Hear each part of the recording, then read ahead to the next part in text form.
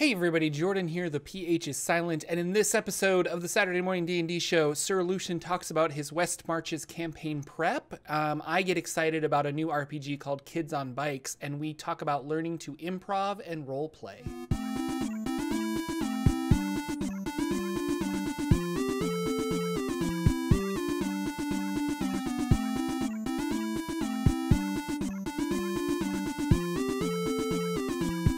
Hello, ladies and gentlemen. Welcome to the Saturday Morning D&D show. My name is Jordan, with a silent PH in the middle, and I am joined always by my wonderful co-host, Sir Lucien, over at Sir Lucien Gaming. Say hello, sir.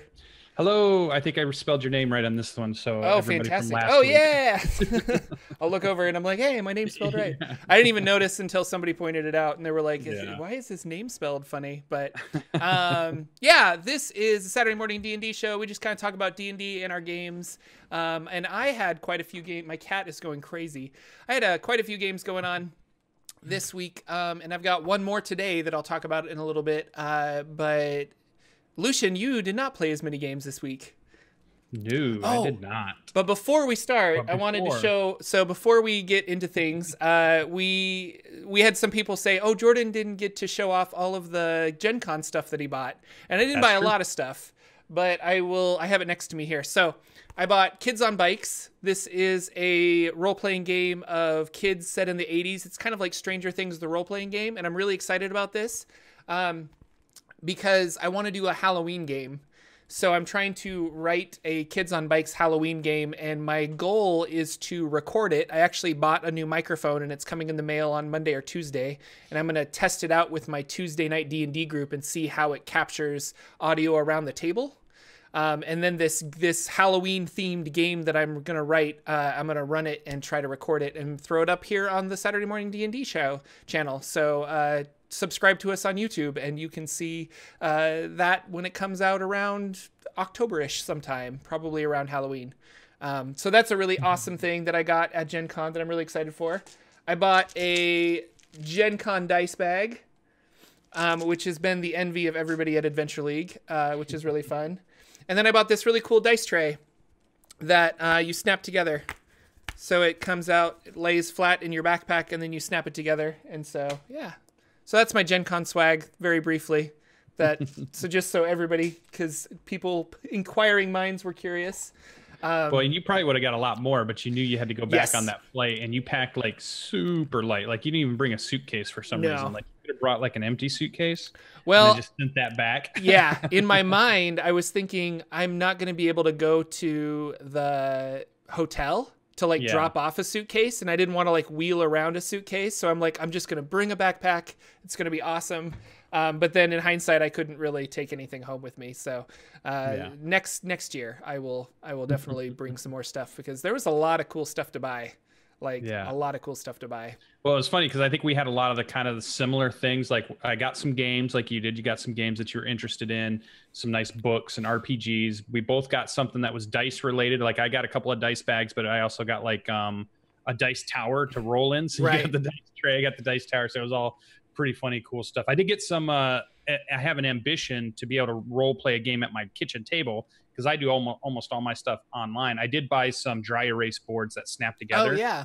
And on one side are squares, and on the other side are hexes. So I could play any types of different games from a company that's here in town. And I see Felix is going crazy, huh? He is.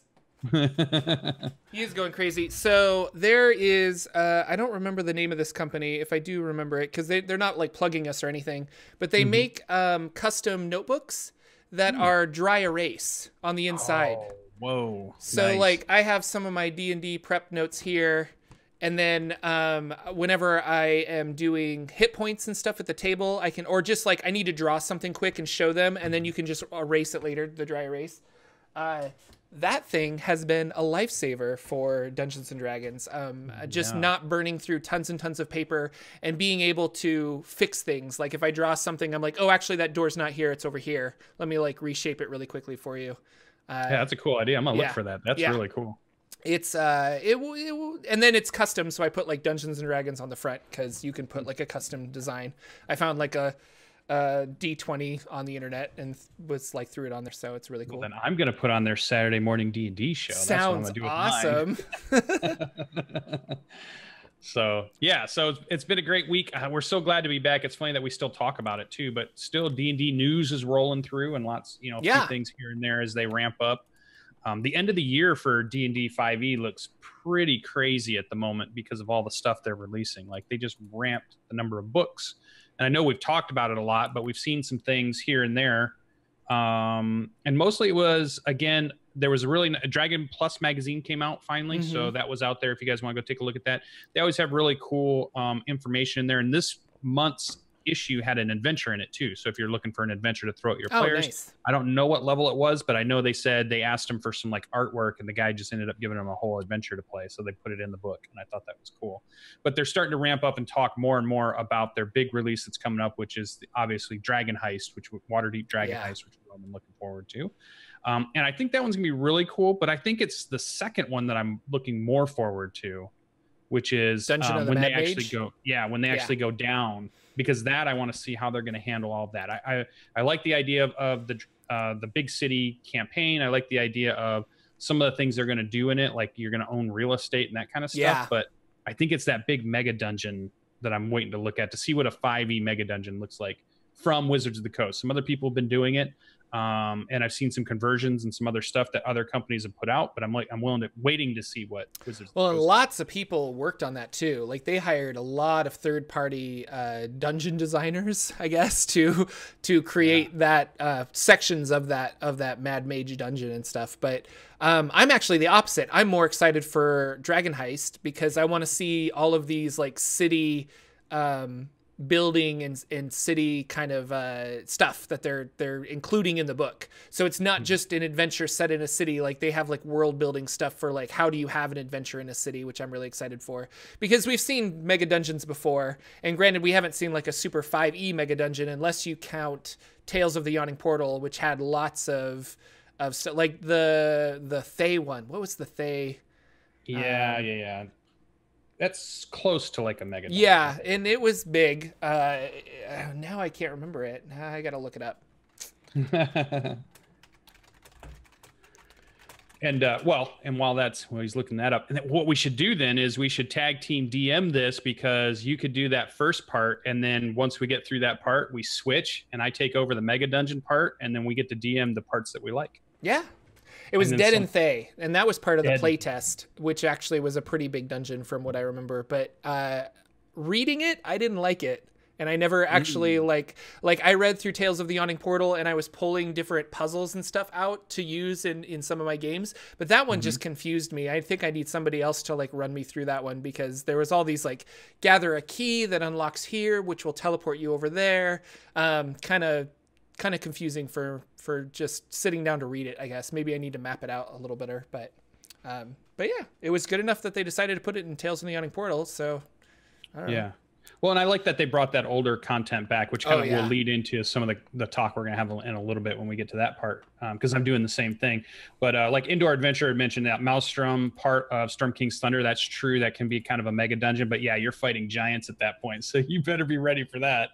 But an entire dungeon that's levels 5 to 20, like that's pretty awesome. So yeah, it's gonna be cool. Almost like 20 plus, even. And it's supposed to be like, I think they said in the book they've detailed out like, I want to say like 12 or 15 levels. I mean, that sounds like not just, hey, you can do this mega dungeon, but they give you a little book that says, here's a bunch of charts and it's a bunch of random stuff, but not like a lot of meat to it as far as here's how to do it.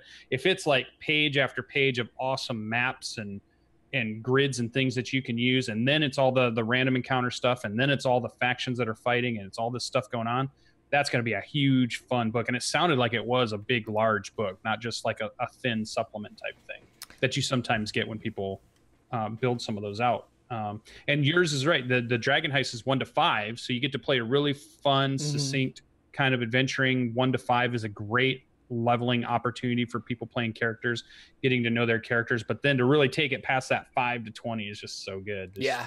So that should be pretty fun. Another big thing. Oh, go ahead. No, I had something to say and I totally spaced what it was, so go right ahead. The other big thing was, I'm huge into Ravnica, and I know it's really cool because so far in our show, we keep landing on each side of something different. Like, so you're super into Eberron, and we've been talking about Eberron, and it's super cool. Yeah. And I'm super excited about Ravnica. And so it's like each of these products is hitting each one of us differently a little bit, which is cool. So one of the things they have out on Unearthed Arcana this week was they showed some races that are going to be coming with the Ravnica books. So we've got the Loxodon. Come on, a big elephant man and woman kind of thing. I just thought that was super cool. I want to play one right now. There's the Simic, the Delkin, and the Vishano. And I think I'm pronouncing all those right because I played Magic the Gathering and never knew how to pronounce any of these things. They're just on the cards when you read them and you see the art. And you're not quite sure. But that's how Jeremy was pronouncing them. He said he had a lot of the Magic team helping him with the pronunciation. But I just thought, Loxodon is big for me. I like some of the animal races. I like some of the part animal. Like when we got Tabaxi was pretty cool. We get Turtles was pretty cool. And I like those, but they weren't quite the animal I wanted to get yet. Like I'm a huge dog person. Like I want one that's like looks like a big, like some type of dog. I want to play what's the Shifter RPG or something? Pugmire. Think of Pugmire. Okay. You know how that's everybody's a dog of some sort, so you could be a corgi head in a body, and you could be the Rottweiler or the Doberman or whatever. And I love that idea. So hopefully they bring in well, they had a jackal headed race in one of the one of the other Magic setting books they did, because they did really small pamphlet setting books a couple years back, and they had a jackal headed one. But an elephant headed dude, I just think that is so cool. Like these big, awesome type creatures. The Simics are a hybrid creature, and they're kind of like what happens when humans are spliced with something to make them some type of a military force. But it's cool because it's almost like the pictures they were showing were more crustacean like. So it was more like crabs and lobsters and all that kind of stuff so almost more, it made you kind of think of like a chaos from other genres. Like if you're doing Warhammer and stuff, they have a lot of that kind of stuff. So it wasn't necessarily mammal hybrids. It was more like sea creature hybrids. Interesting. Which I thought was an interesting way to go. Reminds me of the Kuatoa deity. I forget its name. It's like Blip Bloop Bloop or something. But it's a human woman with like crayfish head and hands and stuff like that. So yeah. And then the Delkin are blue-skinned, tall, thin, 4 arms, as far as I can tell in most of the artwork. So that's an interesting race. And then the Vishanu are a lizardman style race, but they definitely have prehensile tails. It seems like there's like blades that go on the tail, and they feel like they're trying to make them different than the lizard man, lizard folk, which is in lizard folk and Volo's guide, because they're kind of similar, but we'll see how that what the which is really cool that they're trying to do that, because it could be so easy to be like, well, we'll just take the Volo stuff and put it in here as like the lizard whatever. And I remember the panel with Keith Baker on Eberron. He was even saying that they wanted the Warforged to be different from the Turtle AC wise. Like the Turtle has a static AC of just 17. And they wanted the Warforged to be different, and that's why they built a lot of those little things within the Warforged so that he can adjust his AC depending on various like plates of metal that he puts on his body and stuff. Because specifically, he's like, I want it to be different from the Turtle, and I was like, that's cool that you guys are taking the effort to try and make something new rather than just kind of, oh, we can just rehash this, Yeah, like a reskin. Yeah, it almost feels like you've got great designers. Let them run with it. Don't just rehash something you've already done. Although that is that's Wizards of the Coast's main operating kind of set of procedures is to rehash what they've done before. So yeah, but they are doing a great job, and I love all the stuff they're putting out. It's making my wallet book go further and further downward as I buy all these books, but I'm getting a lot of work out of it. And in fact, I was watching just the very first part of the stream yesterday for Tomb of Annihilation with Adam Coble and his team. And they were talking about that they were now on episode 40 or something like that. And they were trying to figure out the hours. And now they've been up to like 140 hours or 160 hours of time they put into this. And he's like, I probably complain about buying these books and how much they're expensive, but then look at all the time we put in it. So really, if it was $1 per hour kind of entertainment value, I'm actually getting a lot out of it with all of the DVDs. So in reality, if you're playing a lot of these, if you're playing Storm King's Thunder from start to finish, I'm still a year and a half into that, and I haven't even finished that one with my team. And that's easily a 2-year campaign, if not more, of entertainment for that, what was $49 when, if you get the book. I think it was only $39 if you got it on Roll20 and it had all the stuff in there. That's just value for entertainment. Crazy. I mean, that's a lot of good stuff.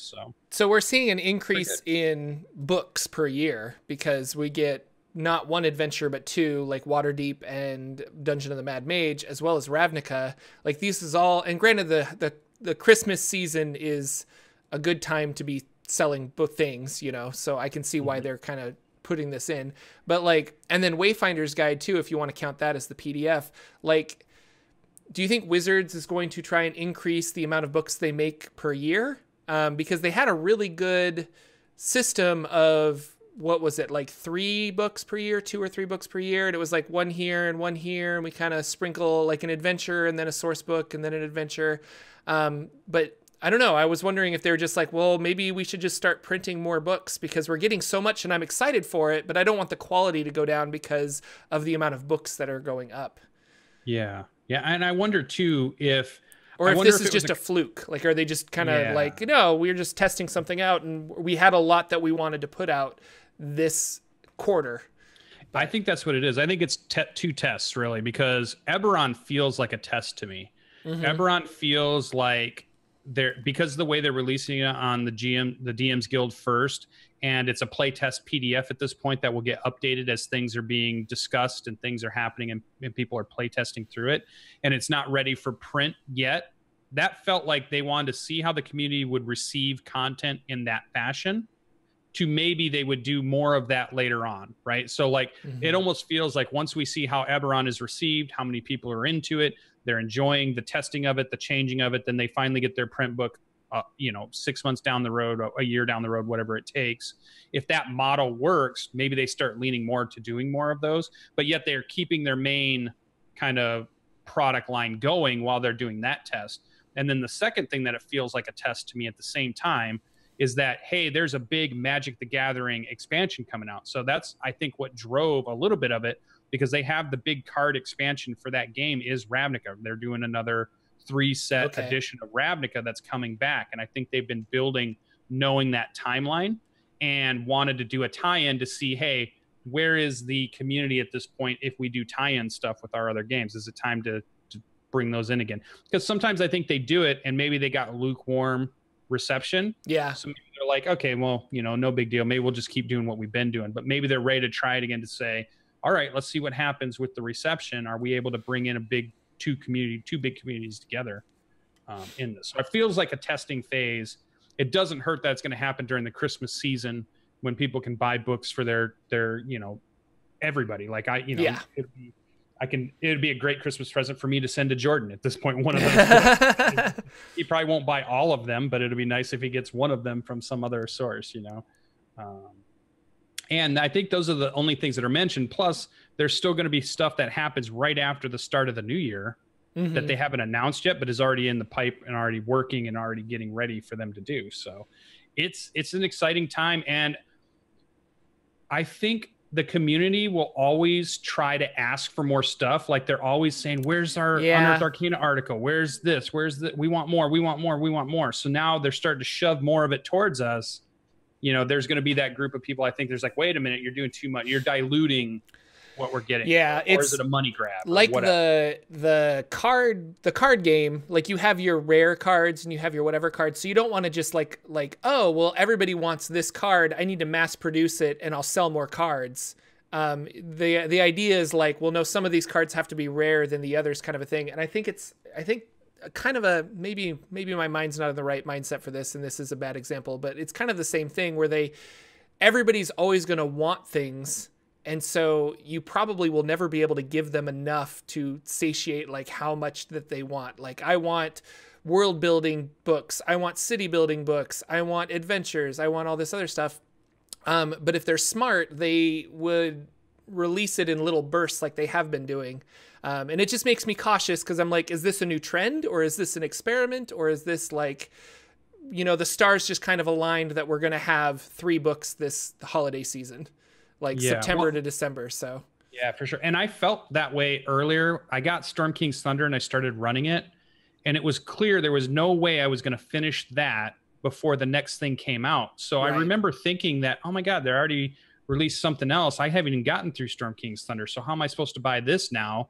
Tomb of Annihilation. I'm not even anywhere near that. And if I get Tomb of Annihilation, that's another year-long campaign, and they've already got another. But how am I going to get to Waterdeep? You know, so there's this feeling of, wait, you're just releasing stuff too quickly. I can't get through it all. But I think I had to sit back and say, you know, you're probably not going to be able to play every campaign back to back. That's not realistic. But you need to pick the ones that you're interested in playing, form the party that's interested in playing that style of campaign, and play that game. And don't necessarily worry so much about, I'm doing every product or I'm playing every product. But it's hard because they make them so compelling and they make them so interesting that I want to do them all, but you can't, because these are big, long books if you follow them from start to finish.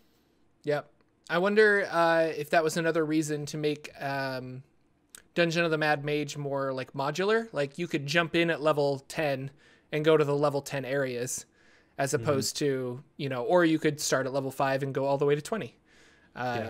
I think, well, and you know, it's not released. Maybe it's not as modular as I'm thinking it is, but it kind of makes it sound like that's how it was going to be. You know, you could jump in at a certain level, like what they tried to do with Tomb of Annihilation.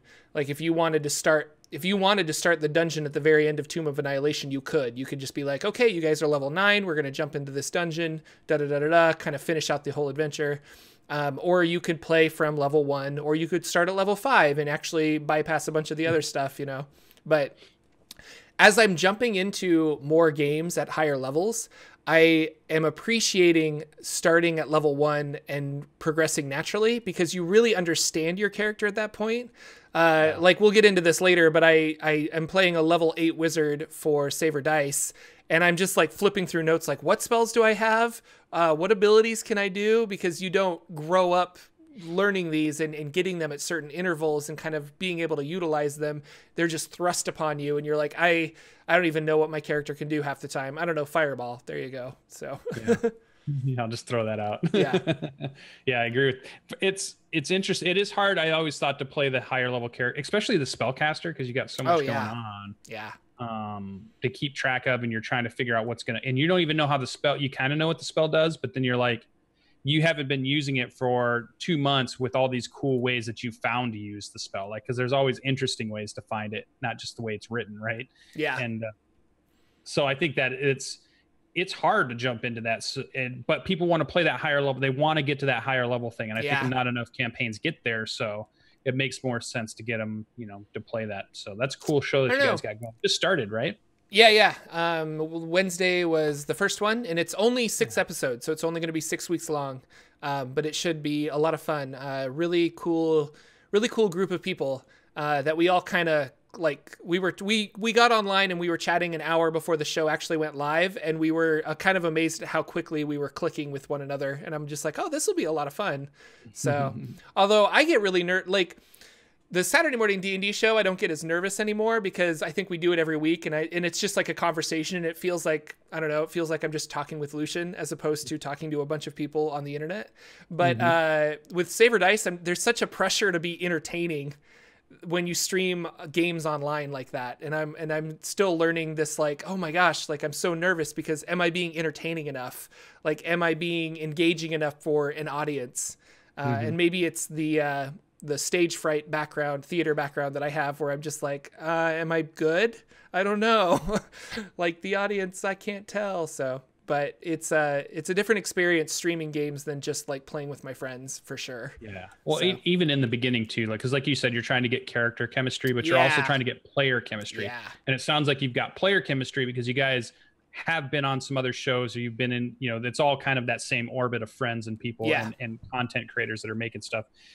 But character synergy hasn't quite probably happened yet. And it probably will start, and it'll get going, and you'll have your inside jokes. You'll have your, oh, you remember when this happened, and those things will happen. And then the characters will feel like they really work together, especially 8th level, because that's a whole lifetime you've spent before you've come together somehow.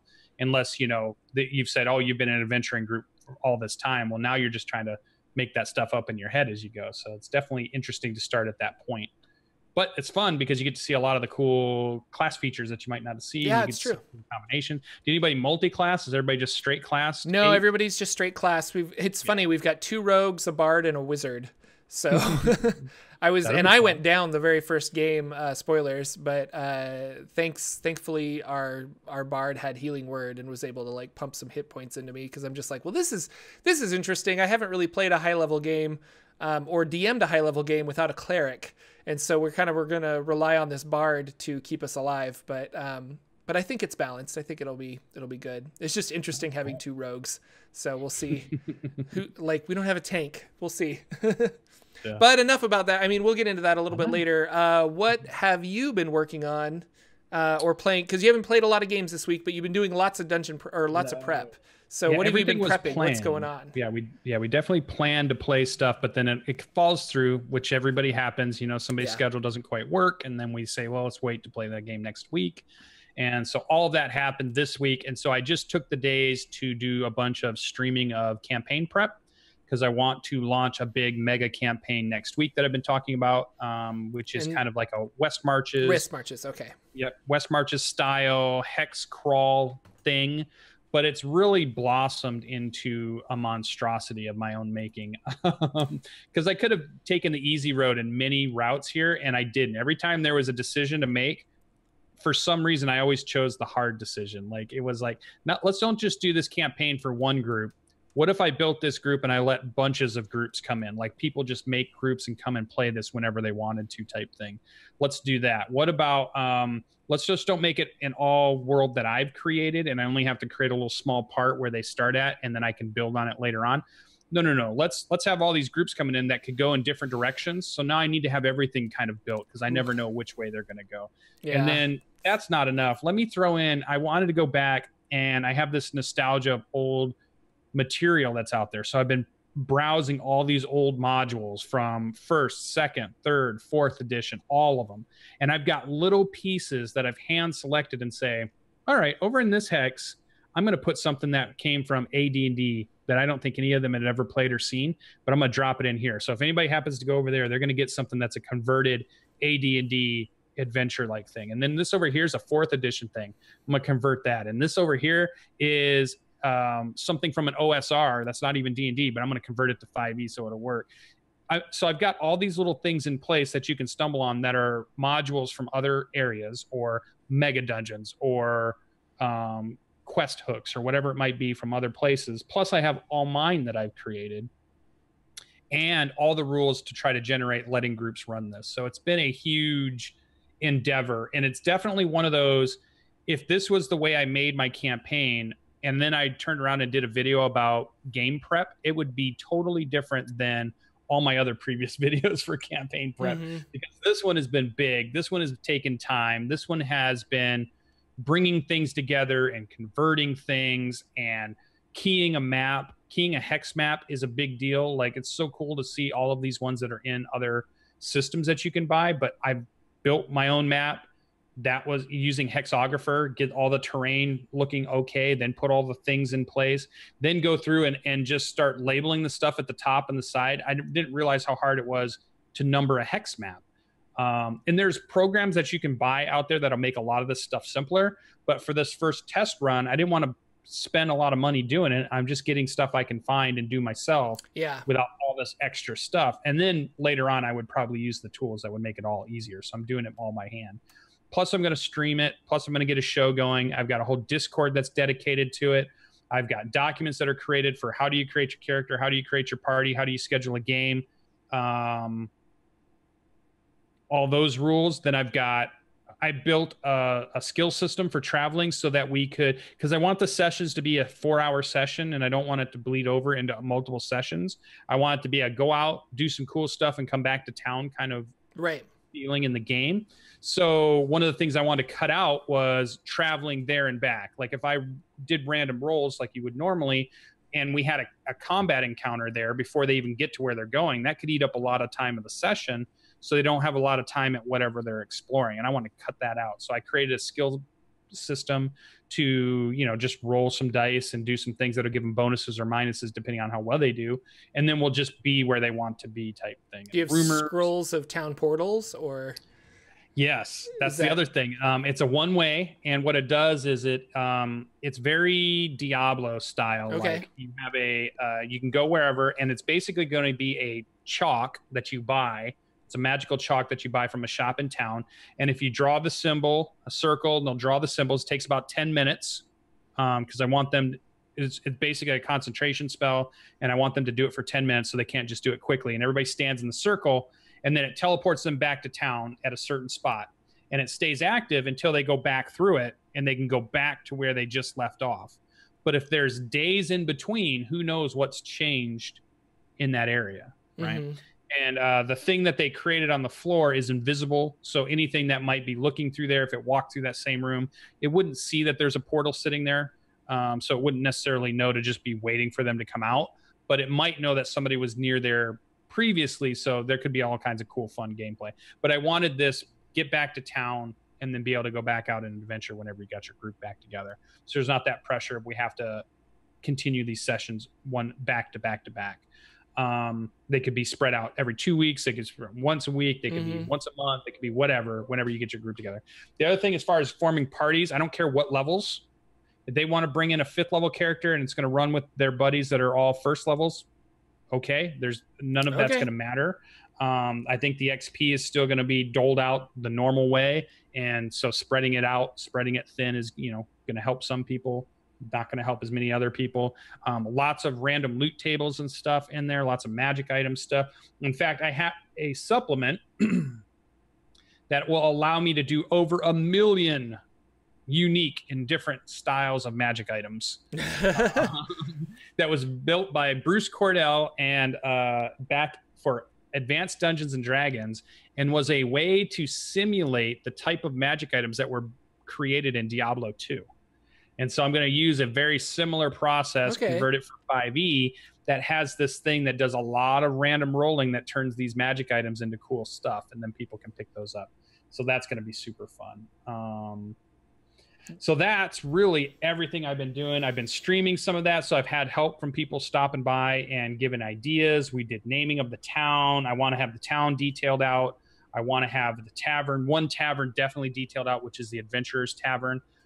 That's the place where everybody can get their things. There's no actual adventures in town, so it's not like I have it all detailed out, but it's not like we're going to be running storylines in town. It's all about going out into these lands and finding stuff out. New deities, new gods and goddesses, new magic spells that I'm picking up from some other sources, new magic items, all kinds of stuff that I'm going to throw in here. And maybe it's too much, right? It could fail completely. I'm building a house of cards at the moment. At any moment, Felix the cat could come racing through and smack everything down, or my dog could come racing through and smack everything down. And it may just blow up and not work at all, but we're going to give it a shot. It's going to be the biggest thing it's a really good experiment. I think it's a fun experiment. And it's going to be super interesting. It's daunting though. Like, you're putting a lot on your shoulders, so don't burn yourself out, I guess. Would be my only advice. I just got that from my players today. They were like, they sent me a text and said, are you sure you just don't want to run an adventure that's pre-written? Cause you know, you're just going to burn out doing all this. And I'm just no. It's true. And you're probably exactly right. And I'm going to look back at this text and say, or I'm going to listen to Jordan and say,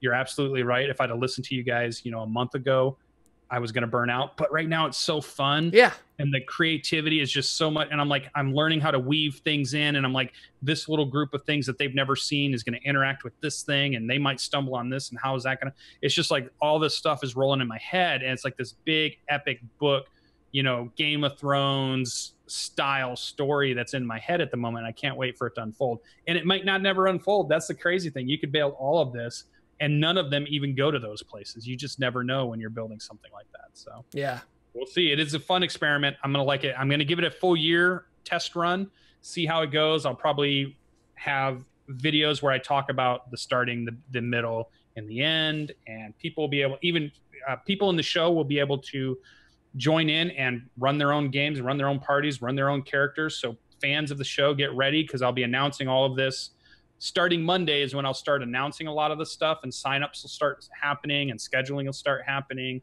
and all that stuff starts getting rolled out hopefully Monday. And then Monday night will be the first game that I run. I have one party, my home party, that is going to run it like a normal campaign. They're not doing some of the things that I have set up for everybody else. And it's just because they're going to be in the same world and they're going to be doing stuff. But then I have how I'm going to run this as a mega campaign for everybody else and all the stuff. So hopefully it all works out. We'll see.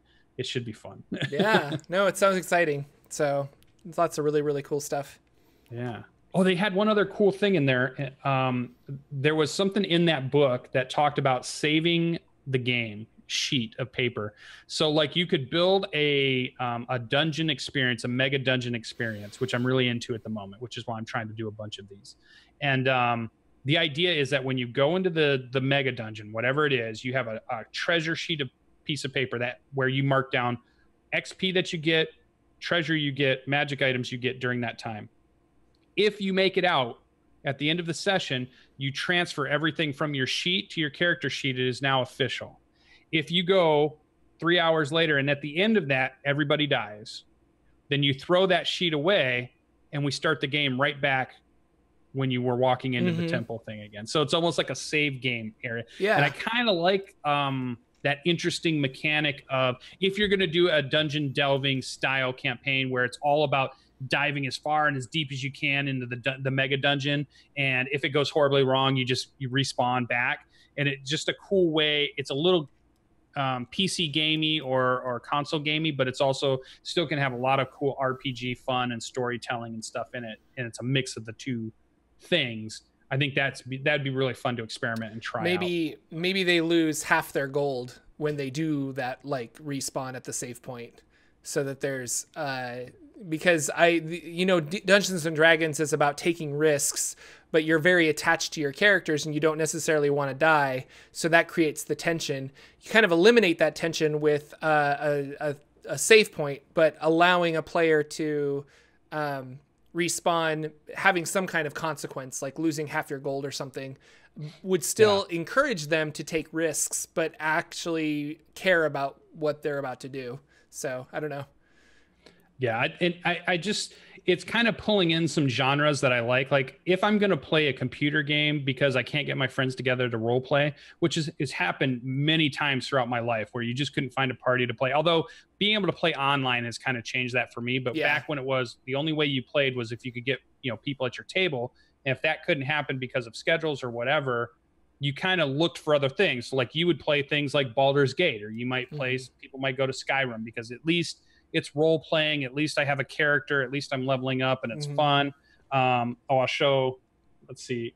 I don't know if you guys can see this. This is one of the things I'm using. Advanced Dungeons and Dragons, written by Bruce Cordell, Diablo 2, written in 2000. Can you imagine 18 years ago that was written? Makes me feel so old. Yeah, I remember 2000 vividly.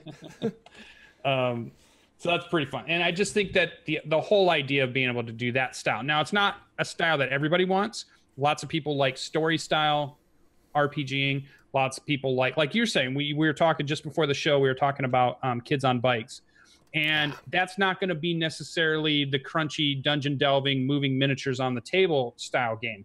And that's fine. There's lots of people that want this cool 80s intrigue, Halloween fun, teenage kids, or even just preteen kids getting into trouble and then saving the town somehow, kind of because we love those movies. And if we can't have that, we'll go watch those movies. But if we can role play it, we're going to role play it. Yeah. Like I loved playing my Tales from the Loop, which is basically kids on bikes, the same thing. Yeah, I need to read Tales from the Loop. Time. It was so good. I love it. Back on my shelf there. It is so good. 6-sided dice, very light rule systems, gets out of the way so you can just tell a story. But it is very thematic, and I know this is the lead into what I know you want to talk about. Is it's a different style of game to prep than Dungeons and Dragons is when you're talking about this more story driven, more player has agency than on the storyline, more so than they do in Dungeons and Dragons, and that makes prepping as a DM or a GM different in that way. But yeah, let's talk about all the stuff you've been working on this week, or all the role playing you got to do. Yeah, going into, actually, let's just continue this conversation and talk about kids on bikes a little bit. So I'm trying to prep this game, and it's going to be like a Halloween game, and there's going to be a haunted house. Basically, my players have been double dog dared to go up to the creepy haunted house in town. It's abandoned, probably that's where the teenagers go drinking or something. But, our 10 to 13-year-olds are trick-or-treating, and they're going to go up to this house. Somehow we'll get them inside the house. We'll figure it out. But inside the house, it is actually haunted. And so I went to Reddit and said, hey, Reddit, like, how do I, and I should have pulled this up, but to summarize, I went to Reddit and I said, if I have a ghost, how do I give the ghost stats? And then, because a lot of Save on Dice is opposing rolls. And so one of two things happen. You either set a difficulty challenge, like this is difficulty 12, and then they have to roll a stat that relates to that. But the compromise, the storytelling aspect of Kids on Bikes is, I could say, you're going to pick this lock. And it's like, well, I want to use my brains to do that. Okay, well, if you use your brains because you're smart, it's going to be a DC 10. It's like, well, I want to kick it down. Okay, well, if you're going to kick it down, you're going to use your fight. That's going to be DC 15 because it's a strong door. And so you kind of talk amongst your group and you're like, how can we get the DC to the lowest and correspond that with the player that has a really high skill in that ability? And that's kind of the fun of the game, is trying to figure that out. So I was saying, like, well, what if a ghost attacks you? Like, what if I have a ghost? Because my mindset is Dungeons and Dragons and monsters. I'm like, do I need to stat out the ghost so that if I want to attack a player, I would roll my attack and they would roll their defense, and whoever's higher wins, the two of them, and you do opposed rolls. Because it says that if, two players reach for something at the same time, they're both going to do speed checks to see who gets it first. Like, you do opposed rolls between players. And somebody on Reddit who is really, really awesome said, no, you're thinking about this all wrong. Like, you shouldn't have to stat out anything. It should all be difficulty challenges. Like, how difficult is it for the ghost to hit them? Like, you set that challenge because of the way the narrative is there. Like, if the ghost is trapped behind something, that swipe is going to be less than if it's out in the open. Or if you want that to be super difficult, maybe they'll think of a different way around it. Like, they use the vacuum cleaner to suck up the ghost so it, does less damage, like Ghostbusters style. So it's been a different mentality of a game, because I'm used to Dungeons and Dragons. I'm used to monsters have hit points. You do this, this, and this. There are no hit points in Kids on Bikes. Everything is kind of like, you can die, you can get mortally injured, or you can get not, severely injured, but there's no hit points. There's, how does that affect the story? Like, if somebody breaks their leg, they're still in the story, but the story has changed now, and the players have to reflect the broken leg. Like, they have to role play with that and help that person or abandon that person or something like that, if whatever the situation calls for. Yeah, so, Tales from the Loops is very similar, where there's not hit points necessarily, but you have conditions, and conditions can make it harder for you to do things later on as you gain them. So to me, and it's always a lot of die rolling on the player side, which this is something that I learned in Numenera, and I like that's in other games too, where the GM doesn't have to roll anything if you're always couching what's happening in the players doing it. So when the ghost is attacking the player's rolling to dodge or get out of the way, and that's a certain difficulty level. And then if they want to do something to the ghost or the bad guy or the bank robber or whatever it happens to be, then they're trying to hit that person. And there's never me having to roll dice, or there's never us checking numbers or anything, because it's either they make their DC or they don't, and then something would happen. And then it would be condition based. I know a lot of the Powered by the Apocalypse things, you don't necessarily have to write down what hit points you have, because you're going to do conditions. And usually there's a bunch of them. So like, you get scared, you get angry, you get confused, and all these things add a little bit of a negative, because now you're not acting optimally. And if you get all of them, that's when you get like knocked unconscious. So if all of these conditions happen to you, you're just knocked unconscious. Now, Tales from the Loop specifically says no kids can die. There is no adventure. There is no way for a single child to die in any of them. You can be knocked out, and then that can end the campaign, or that can end what's going on. But, they're going to move past that, so they don't have that piece. But I think you found your answer that you're looking for, which is really cool. And that idea that they're D&D, Pathfinder, lots of games out there, Starfinder, all these different games where it's the DM might roll for the NPCs and the players roll for themselves is one style, but there's also this other predominant style out there, this Numenera, this other storytelling style, which is players roll dice, GMs just set difficulty levels, and then we just narrate what happens when you make or miss, you know. And I think that's another cool, valid way to do that too. So, and I've said this before, I love Dungeons and Dragons. That game does not teach you how to role play. That game teaches you how to tactically kind of combat and create builds and have lots of fun with your friends. But it wasn't until I played Numenera that I'm just like, oh, this is what role playing is. Like, we have to collectively tell this story. Like, I do this. And so Kids on Bikes is like that too. And it'll be interesting when I go to my Dungeons and Dragons table and I'm like, this is a really different game that I want to play. So it's role playing, but like, we have to collectively tell this story. And the game is written about that the dungeon master has, or the game master, I should say, for Kids on Bikes. There are situations where, because of the way the dice rolled, that the player gets narrative control. And so it's like, you get to decide what happens to this. Did you suck up the ghost into your vacuum cleaner? Now you have a ghost in a vacuum cleaner. What does that mean? Because you were really successful on your roll to attack it with a vacuum cleaner. Whatever, like, narratively, however they take the story, the dungeon master or the game master has to reflect that and go along with it. And that's really intimidating because as I'm writing this story, I want to have a beginning, middle, and an end. And I want to be able to lead my players through this beginning, middle, and end. But the book that I bought, the deluxe edition of Kids on Bikes, comes with a whole bunch of like pre-written games, but none of them have an ending. All they have is, here's a town, here are certain situations in that town, here are certain conflicts in that town, good luck. And that's like, well, what do I do? Like, and Matt Colville wrote one, which was really cool. He's in the Kids on Bikes book. And I was just like, oh, I'll like read Matt's. And I ended up reading all of them. And they're really interesting. Like one of them is a haunted house. One of them deals with a Bigfoot and it says this Bigfoot could be being tracked by the FBI. This Bigfoot could be a creature from outer space trying to rebuild a spaceship, or this Bigfoot could have raised a feral girl in the woods. And so you have to kind of like help this Bigfoot somehow because of what X, Y, and Z. And so it's like, here are 3 problems.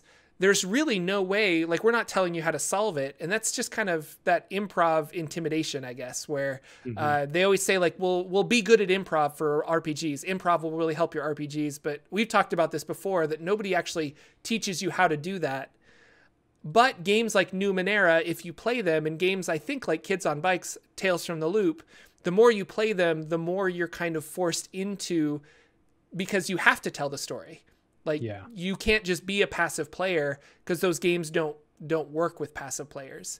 Like, that's the whole point of the game, is that, well, you roll, especially in Kids on Bikes, well, you rolled a 15, I rolled a 7, you have narrative control, you have to tell me what's going on now. And it's like, well, I don't want to, I want the DM to tell me. It's like, well, that's not how the game works. So and I think it's a kind of like a sign of the times. I think even MJS October kind of touched on it a little bit. I would say D&D, even before probably 2 years ago, you would rarely, if ever, I would never have heard my DM say, hey, you got the killing blow on that thing, describe how it dies. It was always the DM describing everything to us. It was always, they were telling us how the world was reacting to, the only thing we were saying is, I want to throw my fireball. Yeah. And then the GM would tell you exactly how it looked, where it went, what all happened. We weren't part of that process as much. And maybe that, some people have played with GMs that were ahead of the time in that. But for the most part, I felt like it was a simulation or a tactical simulation of that combat. And we were listening to the GM narrate it to us as our actions were affecting it. But more recently, and I think I picked it up from Matt Mercer for sure, this idea of when a character lands the final blow, let them describe it. Because I was just like, it was so cool to watch how people get so into the story and they get so wrapped up into it.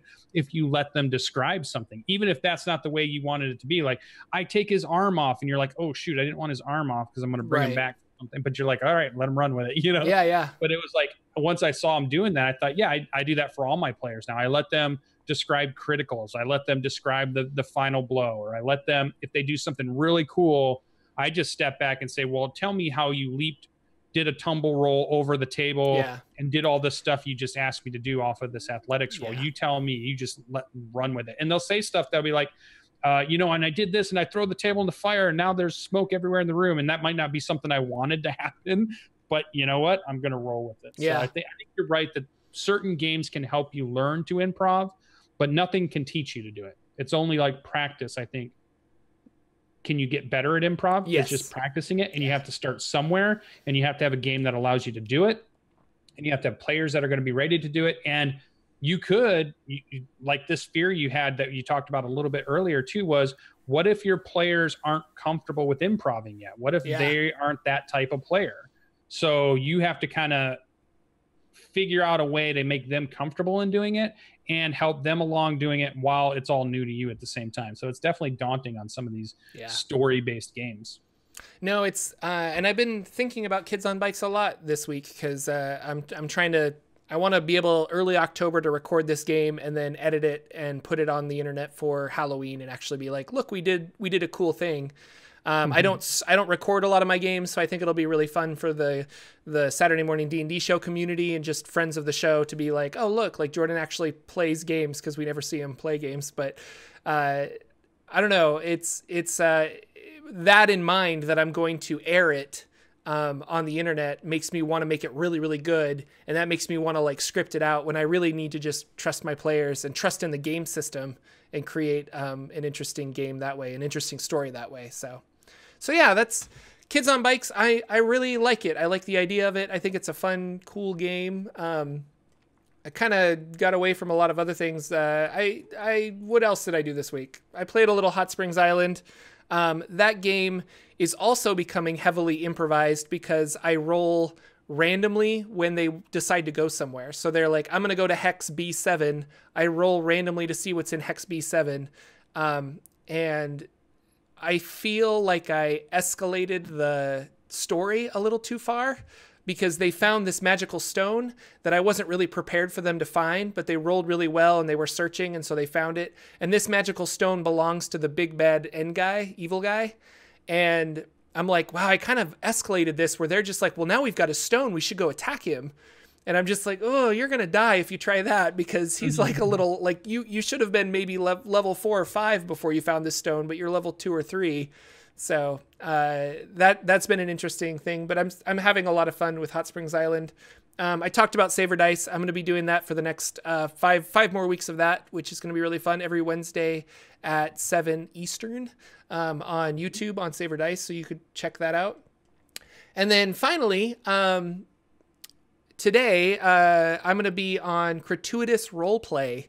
I'm going to be a special guest on them. They're going to stream their Tomb of Annihilation game, and I'll be playing a kobold thief named Dirk, which will be a lot of fun. And I don't really know what's going on. They just asked me, they said, hey, do you want to be like a special guest star on our show? We've been a long running Tomb of Annihilation game. I think they're in kind of the final tomb area.